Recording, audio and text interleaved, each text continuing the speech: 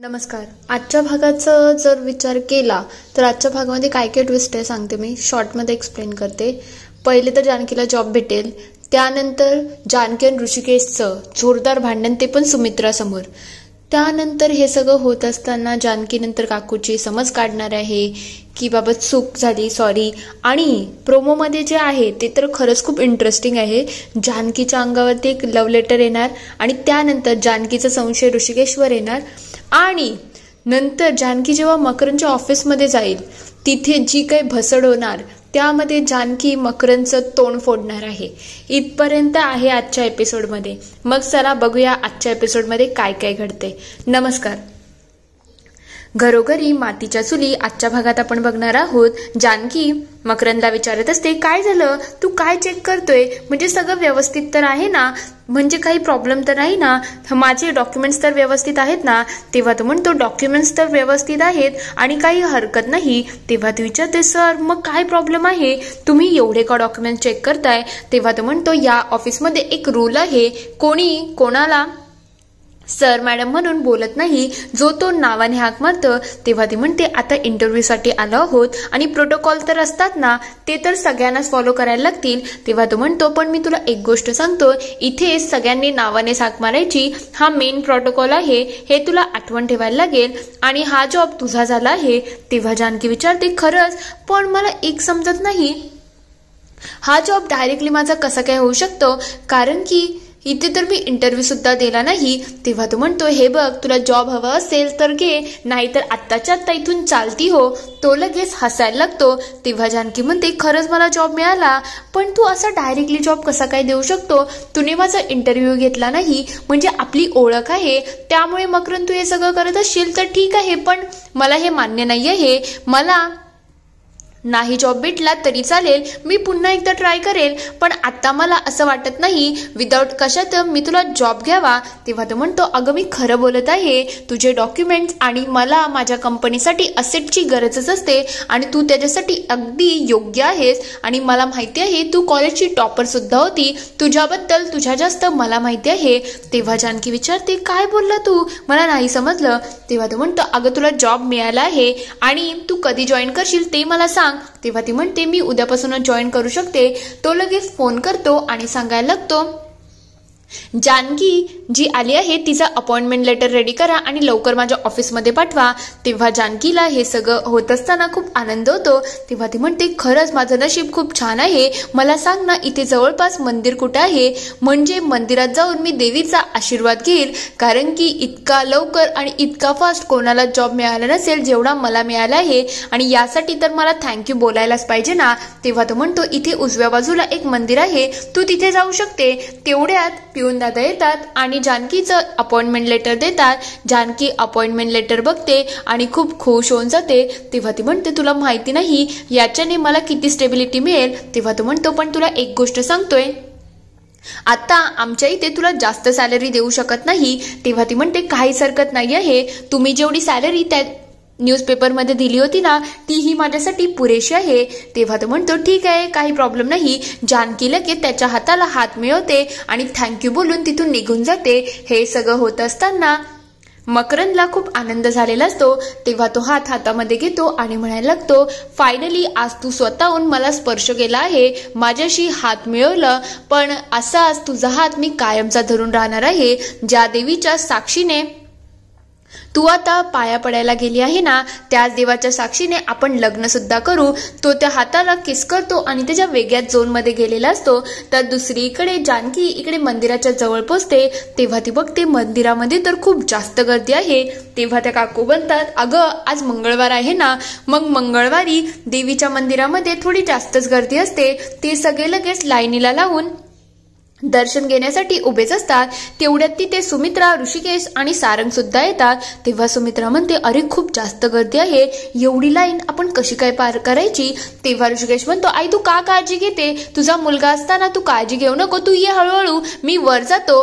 तेवढ्यात जानकी आणि बाकी सगळ्यांचं त्यांच्याकडे लक्ष जातं आणि ते म्हणायला लागतात, हे काय आहे, आम्ही सगळे लाईनीमध्ये उभे आहोत आणि हे डायरेक्टली वर जातात, हे काही बरोबर नाही. तेव्हा गावकरी म्हणायला लागतात, यांचं तर दरवेळेसच आहे, स्वतःच्या पैशाचा माज दाखवतात आणि उद्धटपणे सगळ्या गोष्टी करत असतात. आपण काय बोलायचं, जाऊ दे, त्यांना दर्शन घेऊ दे, आपण यांच्यामध्ये पडून काही फायदाच नाही. तेव्हा जानकी म्हणते, नाही नाही, हे मला बिलकुल मान्य नाही आहे, त्यांची चूक आहे, तर आपल्याला त्यांना थांबवायला पाहिजे म्हणजे पाहिजे.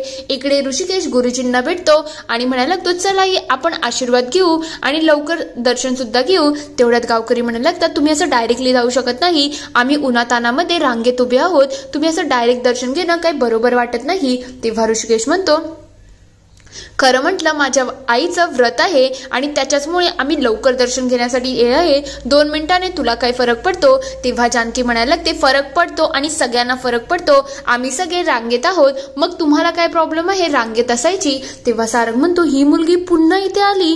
तेवढ्या सुमित्रा विचारते, तुम्ही एक दुसऱ्याला ओळखता का. तेव्हा ऋषिकेश म्हणायला लागतो, नाही नाही आई, ही मुलगी जत्रेत मिळाली होती आणि खूप उद्धट आहे, तू चल, तू तुझं दर्शन घे.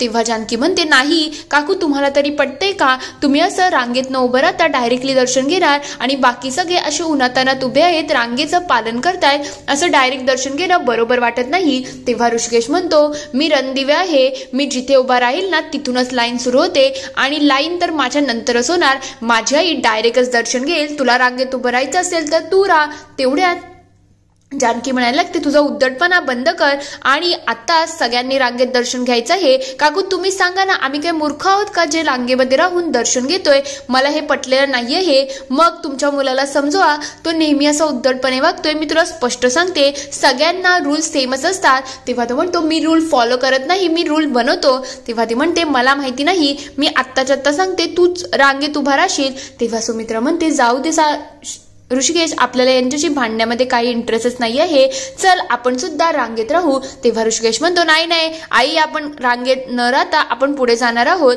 तेव्हा जानकी म्हणते, नाही मी बघतेस तुम्ही कसे जाता. ती अक्षरशः त्यांना अडून असते. तेव्हा ती म्हणते, बघा तुम्ही गावकऱ्यांना सुद्धा विचारा, त्यांनाही पटलेलं नाही आहे. तेव्हा गावकरी म्हणतात, बरोबर आहे, सगळे रांगेत आहेत आणि तुम्ही असं डायरेक्ट दर्शन घेणार, हे काही योग्य नाही आहे. तेव्हा सुमित्रा म्हणते, जाऊ दे ऋषिकेश, आपण दुसरीकडे दर्शनाला जाऊ, इथे काही थांबून चालणार नाही. तेवढ्यात तो म्हणायला लागतो, घे तूच आता रांगेत राहून दर्शन घे, मला आता बोलायचंच नाहीये. हे झाल्यानंतर गावकरी जानकीचं खूप कौतुक करायला लागतात आणि म्हणायला लागतात, खरंच तू खूप मस्त काम केलं, तू अशा लोकांना सबक शिकवला.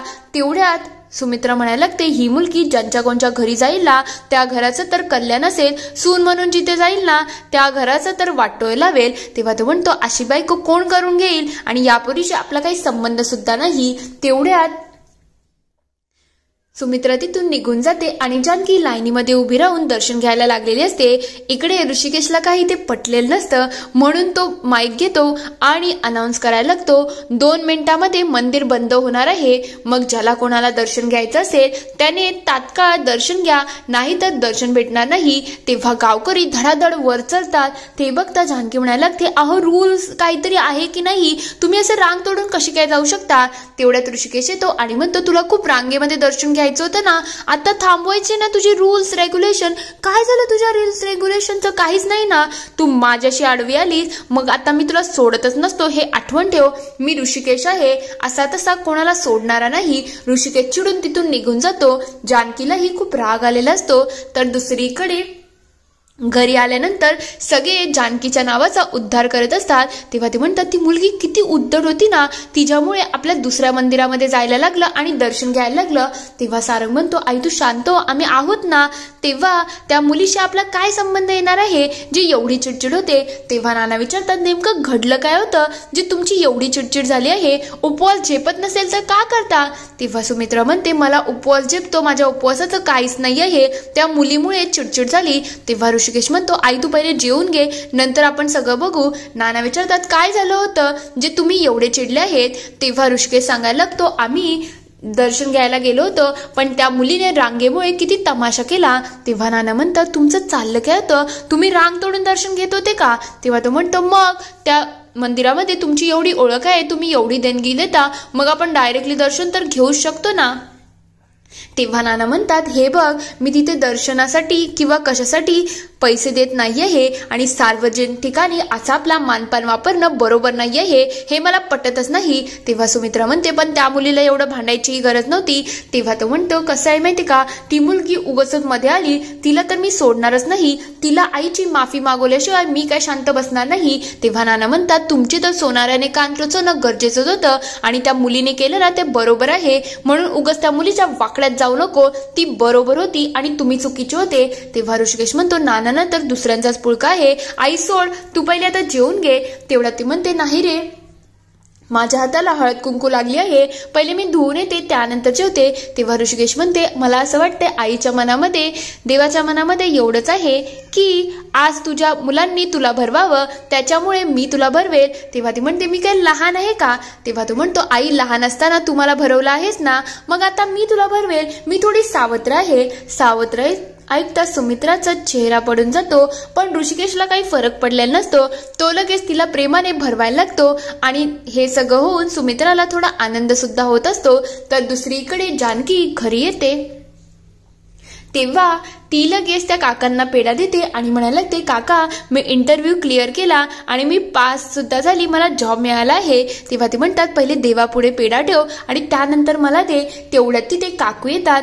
ती लगेच काकूंना पेढा द्यायला जाते. तेव्हा ते म्हणतात, काय ग, तुझ्यामुळे माझ्या घराची नासाडी झाली आहे, तुझ्यामुळे माझ्या मुलीचं लग्न तुटलं आणि तू माझं तोंड गोड करते का? तुला लाज वाटते का? काय हो, तुम्हाला लष्कराच्या भाकऱ्या भुजण्याची सवयच आहे ना, आणि तेच तुम्ही करताय ना. त्याच्याचमुळे ही मुलगी आता आपल्या घरात आहे आणि हिच्या उद्धटपणामुळे माझ्या मुलीचं आलेलं स्थळ गेलं आहे. मग आता तुम्हीच ठरवा तुम्हाला काय करायचं आहे, या मुलीला ठेवायचं आहे की आपल्या घराचं वाटोळं करायचं आहे. तेव्हा काका म्हणतात, अगं, मी तुझी माफी मागतोय, खरंच तिच्या म्हणण्याचा अर्थ तसा नव्हता, तुला माहिती आहे ना, काकू थोडी चिडकी आहे. तेव्हा ती म्हणते, मला समजू शकतं, त्यांच्या मुलीचं लग्न तुटलं आहे, मग त्यांना तर त्रास होणारच ना. जानकी म्हणायला लागते, थांबा जरा, मी एकदा त्यांच्याशी बोलून बघते, त्यांचा रागरुसवा थोडा काढायला लागेल. जानकी लगेच दाराच्या बाहेर जाते आणि म्हणायला लागते, काकू, खरंच माझी चूक नाही आहे, त्यांनी मला प्रश्न विचारले आणि सहजपणे मी उत्तर दिलं. मला माहिती नव्हतं त्यांच्या मनामध्ये या सगळ्या गोष्टी येतील, त्याच्यासाठी मनापासून सॉरी. पण याच्या पुढे मला कोणीही विचारलं ना माझं शिक्षण किती झालंय, तर मी तुम्हाला वचन देते, मी सांगेल 10वी पास आहे, त्या जास्त मी काहीच बोलणार नाही. मी सुद्धा एक मुलगी आहे. काकू, थोडं का होईना मला समजून घे ना, प्लीज, माझी सिच्युएशन समजा ना. तेव्हा ती म्हणते, ठीक आहे, काही हरकत नाही. ती लगेच तिला पेढा द्यायला जाते, पण काकू पेढ्याचा बॉक्स तिथून घेऊन जातात. जानकी विचार करते, हे सगळं काय आहे? तेव्हा काका तिथे येतात आणि विचारतात, काय झालं, राग थोडा शांत झाला की नाही? तेव्हा जानकी म्हणते, रागाचं तर माहिती नाही, पण काकू मगाशी पेढा घ्यायला तयार नव्हत्या, पण आता पूर्ण बॉक्स घेऊन गेले आहेत. तेव्हा ते म्हणतात, पण तुझ्यासाठी तर गोड दिवस होता ना, तुझं तोंड सुद्धा गोड व्हायला पाहिजे. ते लगेच जानकीला पेढा भरवतात. पुढील भागात आपण बघणार आहोत, जानकी इथे तिचा अभ्यास करत असते. तेवढ्यात तिच्या अंगावरती एक लव्ह लेटर येतं आणि त्याच्यामध्ये लिहिलेलं असतं की तू आज माझ्या समोर आली होती आणि तुला बघून माझ्या मनामध्ये खूप साऱ्या गोष्टी घडल्या. खरं म्हटलं तर तू ज्या हिशोबाने होतीस ना, ते मला खूप मनाला भुलणार आहे. तुझं पाऊल पडलं देवी आईच्या दारात, कधी बोलशील लग्न करू, हे सगळं त्या चिठ्ठीमध्ये लिहिलेलं असतं. आणि ही चिठ्ठी वाचून जानकी अक्षरशः चिडून जाते. ती चिठ्ठी बघता बाहेर जाते. तेव्हा तिचं लक्ष इकडे जातं की तिथे ऋषिकेश आहे. ती म्हणायला लागते, मी बघितलंय, तूच माझ्या घरामध्ये चिठ्ठी फेकली आहे ना, तुझी काही सवय आहे का असं अपरात्री मुलींना छेडायची? तेव्हा तो म्हणतो, मी असं काहीच केलं नाही, उगाच वाटेल ते माझ्यावरती आरोप करू नको. इकडे त्या दोघांचं कडाक्याचं भांडण होऊन जातं. तर थोड्या वेळानंतर इकडे जानकी ऑफिसमध्ये जाते. तेव्हा ती म्हणते, तुझ्या ऑफिसमध्ये हेच सगळं होणार असेल ना, तर मला या ऑफिसमध्ये जॉब करायचाच नाही आहे, हे तुझं जॉब तुझ्याजवळच ठेव. तेव्हा तो म्हणतो, अगं ऐकून तर घे. तेवढ्यात मकरंतीचा हात पकडतो. तेव्हा ती चिडते आणि म्हणतो, माइंड युअर लँग्वेज, आणि मला टच करण्याचा तू विचार तरी कसा केला? ती सनकशी एक मकरंदच्या कानाखाली मारते. तेव्हा मकरंद अक्षरशः चिडून गेलेला असतो. इथे एपिसोड संपतो. आता जानकीने तर मकरंदचं थोबाड फोडलं आहे. आता तरी त्याला अक्कल येईल का? तुम्हाला काय वाटतं ते मला कमेंटमध्ये नक्की कळवा.